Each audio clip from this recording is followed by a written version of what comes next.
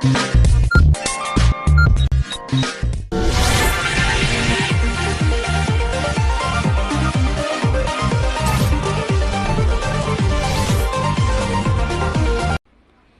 day, everyone.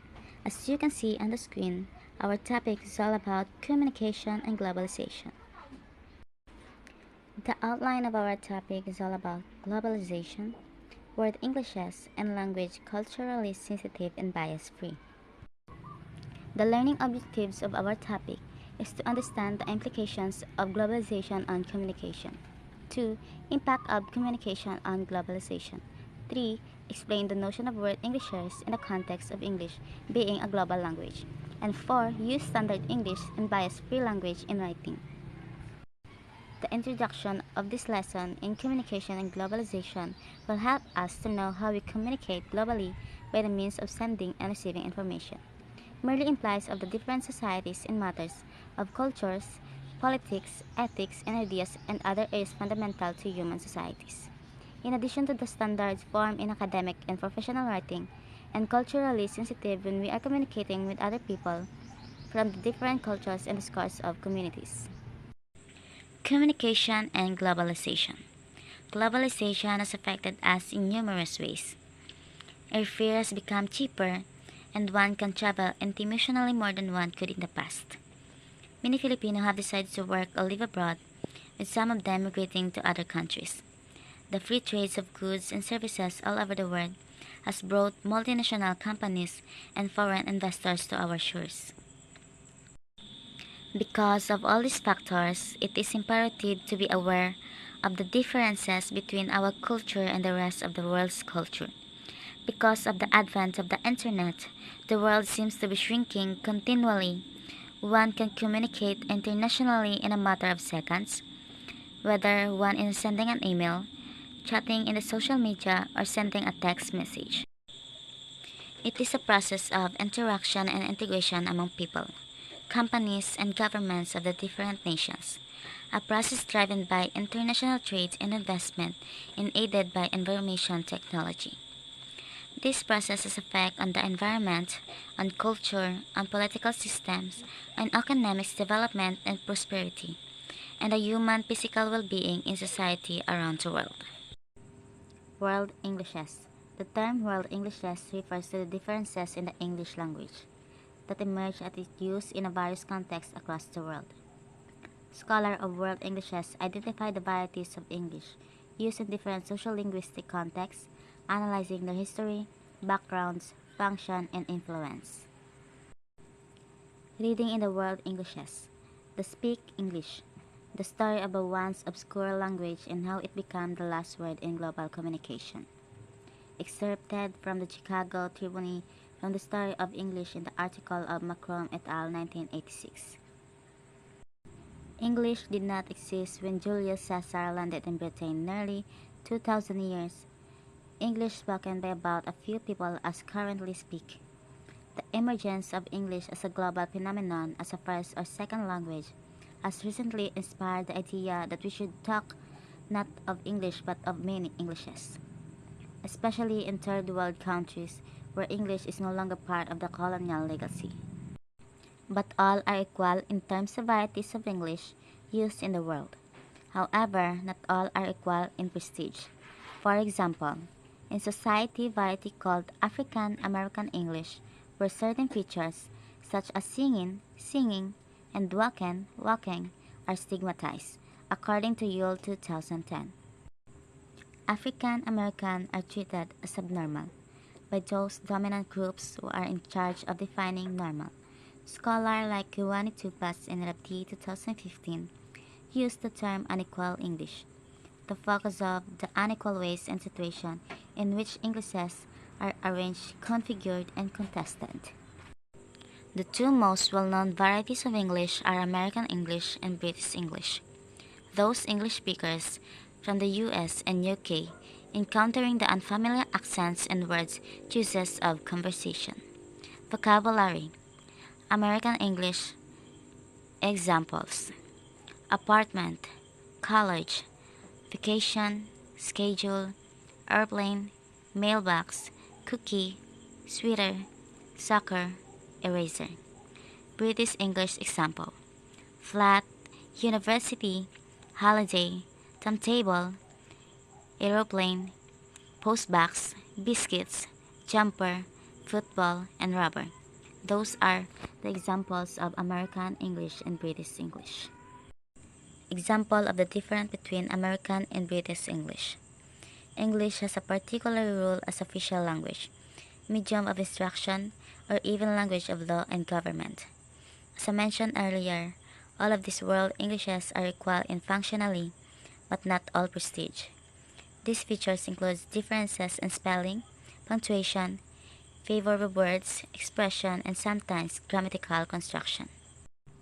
Philippine English as a unique idiosyncratic usage, as an instant, comfort room, in Philippine term washroom, toilet, or lavatory. Matthew Sutherland writes about Philippines English from an Englishman's perspective, talk about the expressions. For a while, which does not exist outside of the Philippines.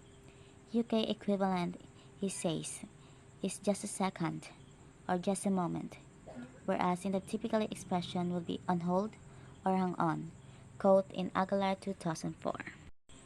Sutherland noted that every English-speaking nation has its own sets of English phrases and idiomatic. English is equally idiosyncratic in, say, India, Jamaica, Zimbabwe, or Singapore, in other words. There is no wrong way of speaking English as long as we understand each other. However, in terms of writing, the standard advocates the use of consistent spelling and punctuation system explaining such usage for the readers. In general, writers should avoid local idioms, expressions, and construction use words that will be clearly understood by English speakers from any region.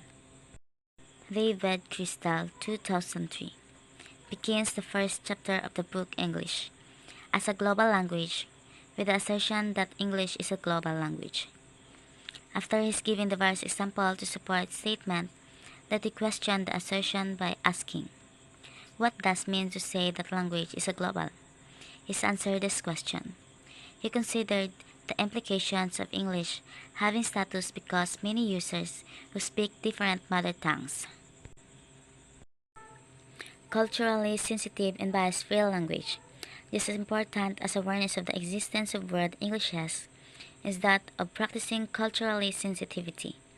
To write in culturally sensitive ways means to be aware that cultural differences and similarities between people exist, and they should not be assigned a positive or negative value via words and descriptions selected in writing.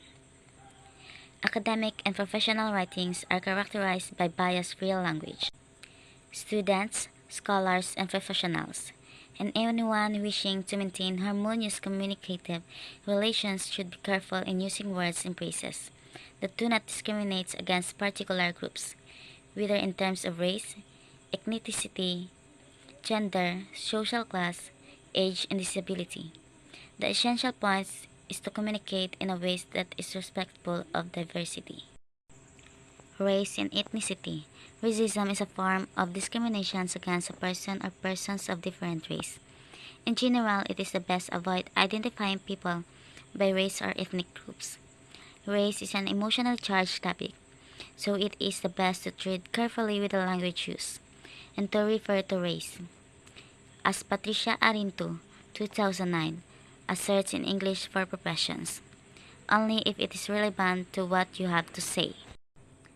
Gender and sexual orientation. Sexism refers to the prejudice and discrimination based on sex or gender.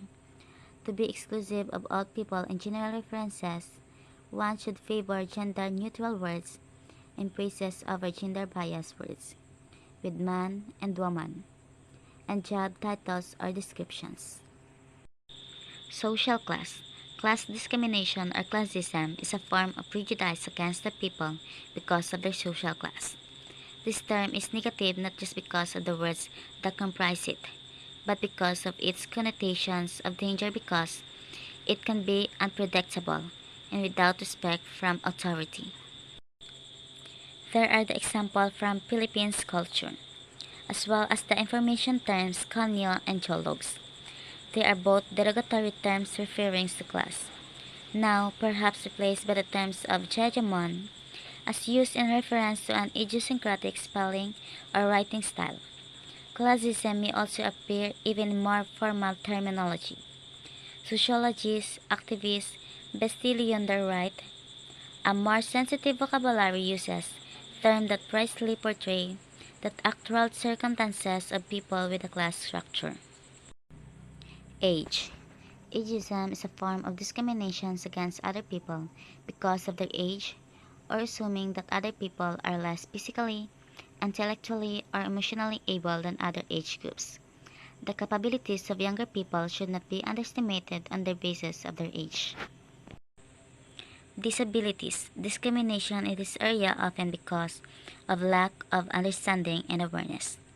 Therefore, it is important to distinguish some terms that are mistakenly understood to be synonymous. The social implications of a disability, a condition or barrier imposed by society, the environment, or oneself. When referring to people with people, the focus should be on the person in that condition. Synthesis. These general guiding principles are helpful, but not always apt. It must be emphasized that research is necessary to become aware of trends and debates in these and other areas. One way also simply ask the concerned people what their preferred terms are. And that's the end of our topic. Thank you for listening.